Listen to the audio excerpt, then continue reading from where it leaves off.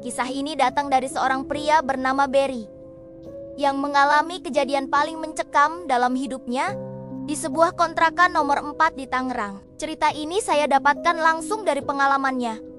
Dan jujur, sampai sekarang saya masih merinding kalau mengingat detailnya. Semua dimulai ketika Barry diterima bekerja di sebuah pergudangan di Kabupaten Tangerang. Dia dan istrinya, sebut saja Sri, akhirnya memutuskan untuk pindah dan memulai hidup baru di sana. Perjalanan mereka dimulai dengan sederhana, mencari tempat tinggal yang terjangkau. Setelah turun dari bus, Barry sempat istirahat di depan sebuah Indomaret. Sambil ngopi, ia bertanya pada kasir di sana, "Mbak, tahu kontrakan kosong di sekitar sini nggak?" Si kasir menunjuk ke sebuah gang kecil yang tidak jauh dari sana. Barry pun masuk ke gang itu dan bertemu seorang tukang sayur. Dari situlah ia mendapat informasi tentang sebuah kontrakan berbentuk huruf U dengan kamar-kamar semi petak, dapur kecil di dalam, dan kamar mandi bersama di bagian belakang. Kontrakannya ada 2 lantai, dan satu-satunya kamar yang kosong waktu itu ada di lantai 2. Tanpa pikir panjang, Barry setuju. Sebulan pertama, semua terasa normal, benar-benar aman, tidak ada suara aneh, tidak ada gangguan. Bahkan, firasat buruk pun tidak ada. Istrinya juga akhirnya dapat pekerjaan di sebuah pabrik sepatu. Hidup mereka terasa mulai stabil dan nyaman. Tapi, kenyamanan itu tidak bertahan lama. Masalah mulai muncul ketika istrinya mengeluh capek harus naik turun tangga setiap hari. Apalagi setelah pulang kerja seharian. Akhirnya, mereka memutuskan untuk meminta pindah ke lantai bawah. Kebetulan, ada satu kamar yang kosong. Kamar nomor keempat.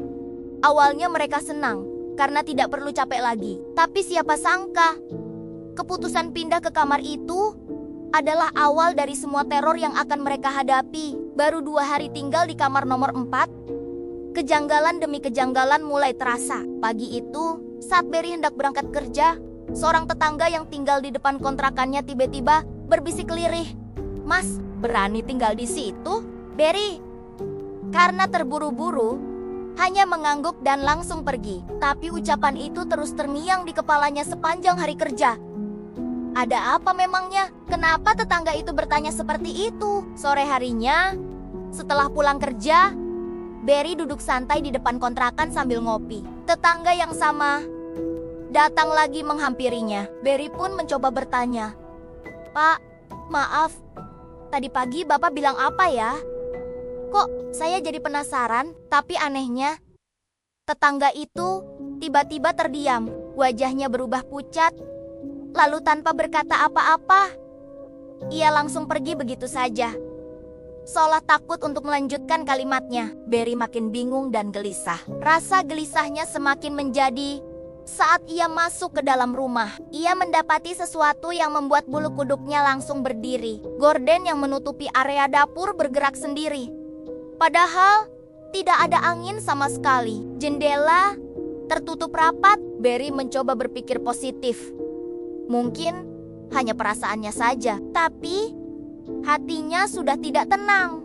Malamnya, giliran istrinya yang bercerita. Salah satu ibu-ibu di kontrakan sempat berpesan padanya, "Sri, hati-hati ya.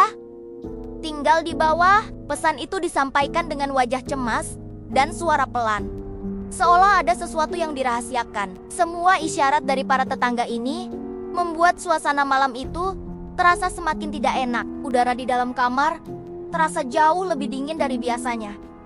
Padahal tidak ada pendingin ruangan. Mereka berdua mencoba untuk tidur.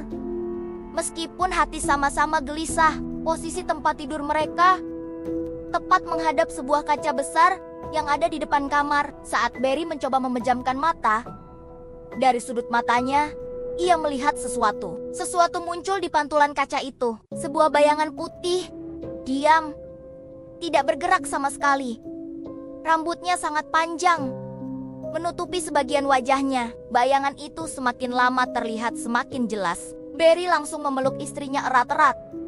Menahan tubuhnya yang gemetar hebat, dia tidak berani memberitahu istrinya saat itu. Takut istrinya panik, dia hanya bisa berdoa dalam hati. Sampai akhirnya, ketika istrinya iseng menoleh ke arah kaca, bayangan itu tiba-tiba hilang.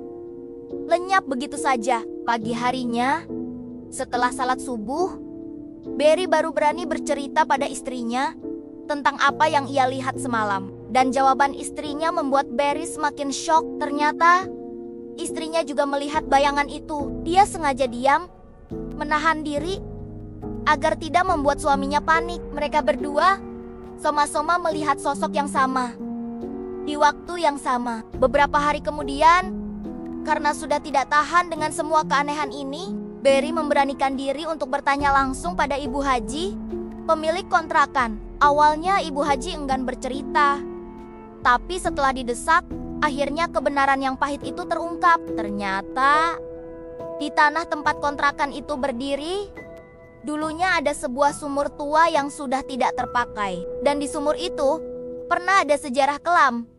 Pernah ada kasus pembuangan bayi. Tidak hanya itu, setahun setelahnya, sepasang suami istri juga ditemukan meninggal secara misterius di area yang sama. Ibu Haji sengaja menutup sumur itu dan membangun kontrakan di atasnya dengan harapan agar warga tidak lagi ketakutan dan aura negatifnya hilang. Tapi rupanya, penghuni lama dari tempat itu masih tinggal di sana. Seorang tetangga lain bernama Simbo yang sudah lama tinggal di sana akhirnya ikut angkat bicara. Dengan wajah ketakutan, ia bercerita pada Barry, "Nak, kamar nomor 4 itu memang angker.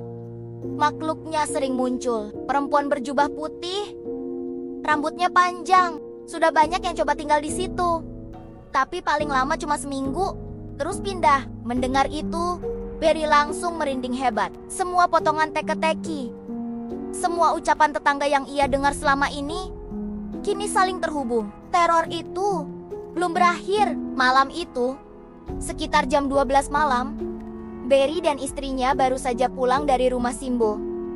Mereka mencoba memberanikan diri untuk tidur lagi di kamar nomor keempat.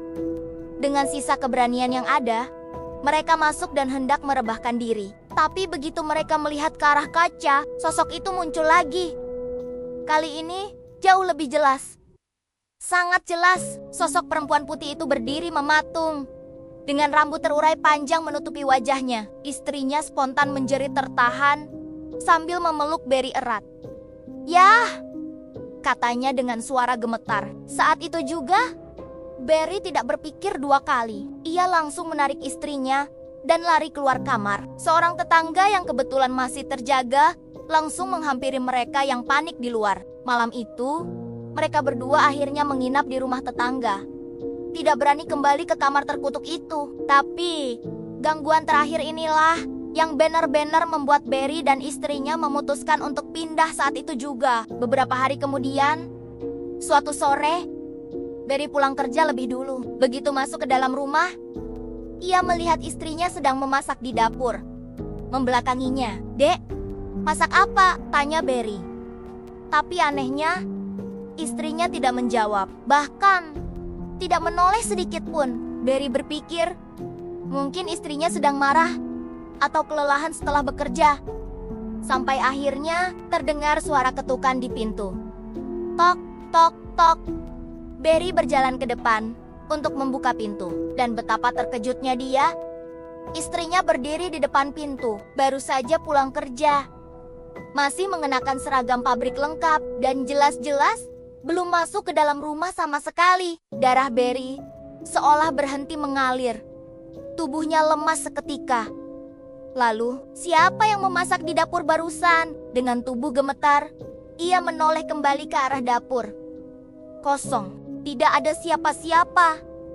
Tidak ada suara masakan, tidak ada sosok apapun. Pada detik itu juga, Barry dan istrinya saling berpandangan. Mereka sadar, mereka tidak bisa tinggal di sana sedetik pun lebih lama. Mereka harus pindah segera. Beberapa tetangga mengatakan, sosok perempuan bergaun putih itu adalah arwah dari tragedi di sumur tua. Ada juga yang bilang, itu adalah penunggu lama yang tidak suka ada pasangan muda yang tinggal di kamar itu. Yang jelas, satu hal yang pasti, kontrakan nomor 4 itu tidak pernah benar-benar kosong. Dan konon, sampai hari ini, Tidak ada satu orang pun yang bisa bertahan lama tinggal di sana. Terima kasih sudah menyimak cerita ini sampai akhir. Jangan lupa subscribe untuk kisah-kisah menyeramkan lainnya. Sampai jumpa.